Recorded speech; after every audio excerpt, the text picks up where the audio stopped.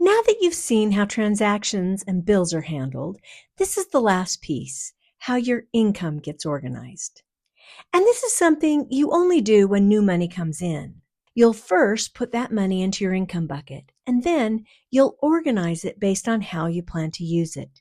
To do that, you'll go to the Organize page. This is where you decide how your money gets divided up across your buckets. So instead of moving your money around manually, you'll set it up here and TrueView will organize it for you.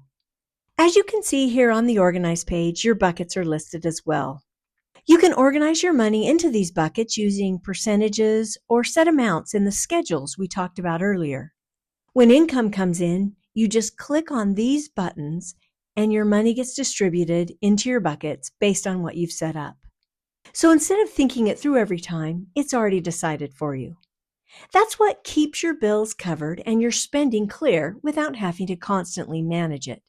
If this isn't perfect yet, that's okay. You can always adjust it later. At this point, you've got everything you need. Your money is organized, your bills are covered, and as new transactions come in, you'll just keep things up to date. If you ever want to adjust or customize things, you can. But for now, you're set up and ready to go.